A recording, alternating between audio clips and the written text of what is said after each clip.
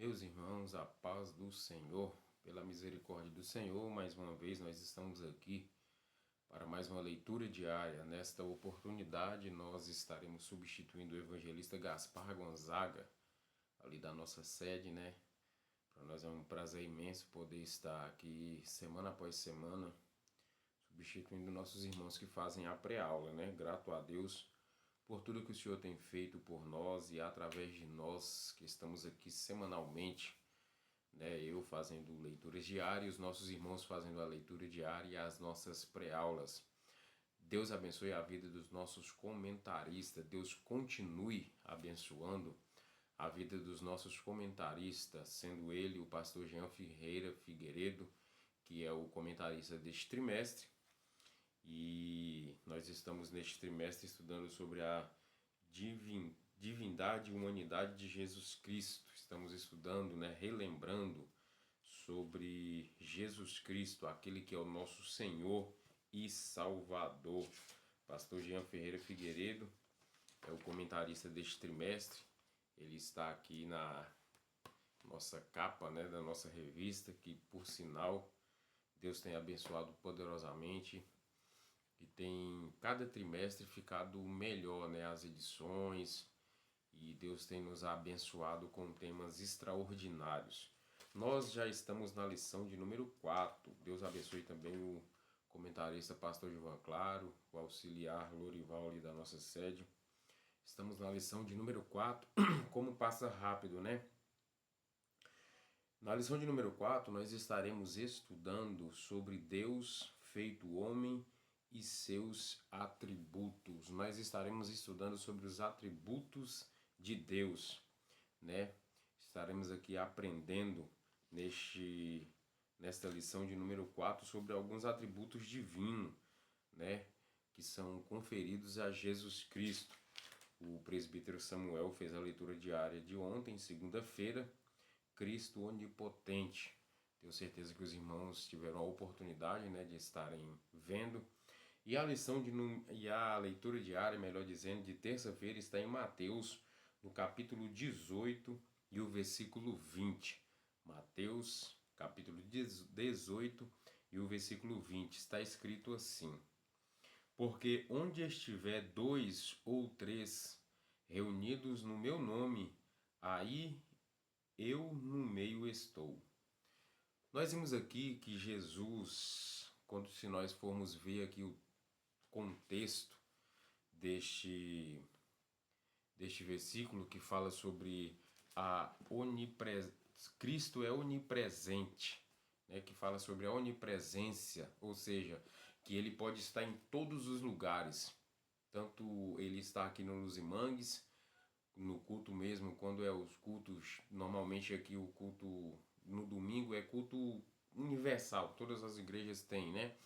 Culto. Então, eu sempre falo, Senhor, o mesmo Senhor que está aqui, eu sei que está na nossa sede, eu sei que está em Luiz Eduardo, eu sei que está em Lavandeira, eu sei que está em Campos Belos. Isso fala o quê? Da onipresença, porque ele pode estar em todos os lugares ao mesmo tempo. Ao mesmo tempo que ele está aqui, ele está em Combinado, ele está em Gurupi, ele está em Paraíso. Então isso fala da onipresença do Senhor, que ele pode estar em todos os lugares ao mesmo tempo. Então é por isso que a Bíblia fala que nós não podemos nos esconder do nosso Deus. Por quê? Porque em todos os lugares ele está. Em todos os lugares. Quando nós estamos no nosso trabalho, quando nós estamos na igreja, quando nós estamos em nossos quartos, quando nós estamos a sós, achamos que estamos a sós, mas Deus ali está, Jesus ali está com sua onipresença. Mas se nós formos analisar, eu quando estava agora há pouco dando uma lida, né, em algum material aqui e vendo que se nós normalmente falamos a respeito deste versículo quando nós queremos falar a respeito de adoração, onde estiver 2 ou 3 reunidos no nome do Senhor, ali ele está. E isso é verdade. Onde estiver 2 ou 3 reunidos no nome de Jesus, não no nome de um político, né? Não no nome de um pastor. Eu estava até assistindo a pregação de domingo, o pastor Aldair falando lá em Luiz Eduardo Magalhães, domingo à noite, melhor dizendo, sábado à noite, ele estava até falando a esse respeito, que muitas pessoas põem a sua confiança em políticos. Mas a Bíblia não está dizendo onde tiver 2 ou 3 reunidos no partido A ou no partido B, não. É reunido em nome de Jesus. Onde estiverem reunidos em meu nome, ou seja, Jesus falando no meu nome, o nome de Jesus, ali está lá, ali ele estará. Só que nós analisando um pouquinho aqui o texto e o contexto deste versículo aqui inserido, o versículo 20, nós vamos ver que Jesus ele está falando a respeito de perdão. O tema abordado aqui nos versículos anteriores e nos versículos que seguem é a respeito do perdão. Ele nos põe um modelo, por assim dizer, que começa no versículo 15, um modelo de quando um de nós, do nosso meio, cometer algum erro, cometer algum deslize, né? O que ele fala? No versículo 15 ele diz assim: ora, se teu irmão pecar contra ti, vai-lhe em ti ele. Se te ouvir, ganhaste o teu irmão. Ou seja, se o irmão comete um erro, você chama o teu irmão e fala: meu irmão, não é por aqui, o caminho é por ali. E o que a Bíblia diz? Se você repreender um sábio, você ganhará um amigo. Mas se você repreender um tolo, você ganhará um inimigo.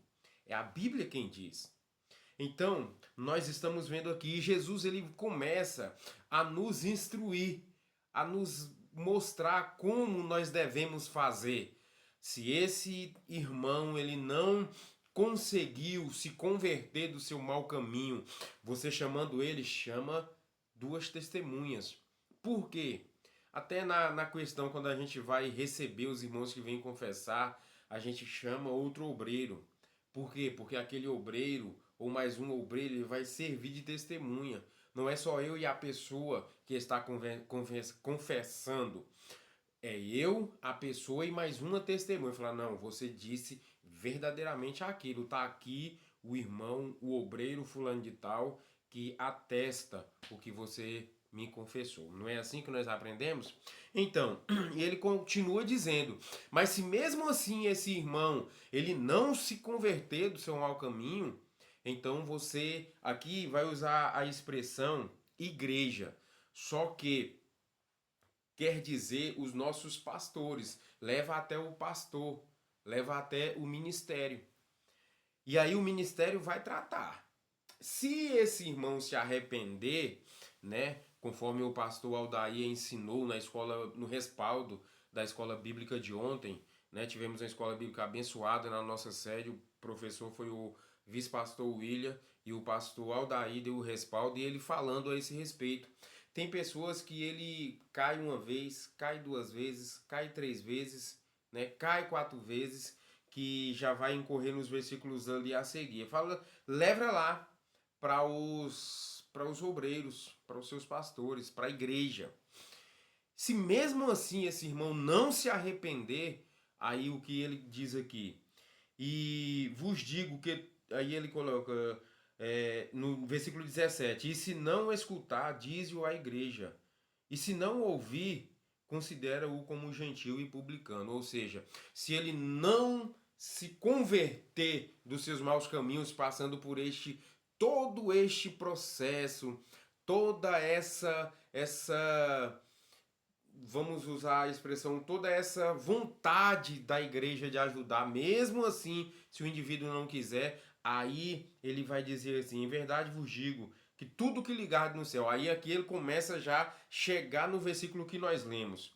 E aí aqui ele vai dizer, no versículo 20 é que ele fala, porque tudo onde estiver dois ou três, porque se acordou dois ou três ali, falou assim, não, infelizmente o nosso irmão ele não conseguiu vencer, né? Nós tentamos, aconselhamos, mas o nosso irmão ele não conseguiu. Porque aqui no versículo 19 diz assim, também vos digo que se dois concordarem na terra a respeito de algo que pedir, lhe será feito por meu Pai que está no céu. Então aqui todo o contexto gira em torno do perdão. Se nós concordarmos em perdoar o irmão, o perdão que nós damos aqui, esse perdão ele é assistido por nós no céu. Pelos verdadeiros crentes, é bom que se diga, porque tem muitos por aí que se dizem que são cristãos, mas não são, perdoando, entre aspas, todo tipo de imoralidade, todo tipo de pecado, né? Sem a pessoa passar pela disciplina correta. Deixando, muitos nem passam por este crivo de estar perdoado, em nome de nem passam. Então nós sabemos que a verdadeira igreja, ela segue este padrão. E aqui no versículo 21, Pedro vai indagar Jesus. Quantas vezes nós devemos perdoar? Né? 7. E aí lá em Lucas eu me fugiu a memória, agora o capítulo e o versículo, mas lá em Lucas vai dizer que em um dia só você deve perdoar seu irmão se ele vier 7 vezes e te pedir perdão, você deve perdoar. E Jesus aqui ele é mais enfático em dizer para Pedro, não só 7, mas 70 vezes 7. Cai no que o pastor Aldair disse no respaldo na escola bíblica de ontem. Quantos irmãos, né, que aceitaram a Jesus, tiveram suas fraquezas, deslizaram 1, 2, 3, 4, 5 vezes, mas os irmãos continuaram acreditando que Deus ia fazer um milagre na vida daquele irmão, e aquele irmão conseguiu vencer pela misericórdia de Deus. Que Deus continue abençoando, que nós concordemos em ajudar os nossos irmãos e perdoar aqueles que querem fazer parte deste corpo de Cristo. Amém? Que Deus abençoe em nome de Jesus a cada um dos irmãos. Deus abençoe o nosso pastor presidente, pastor Aldair Gonçalves Dias. Cumprimentando ele, eu cumprimento todos os vice-pastores. Deus abençoe você, aluno. Deus abençoe você, professor, superintendente. Fiquem todos com Deus e a paz do Senhor. Se o nosso bom Deus nos permitir, semana que vem nós estaremos aqui novamente para mais uma leitura diária. Fiquem todos com Deus.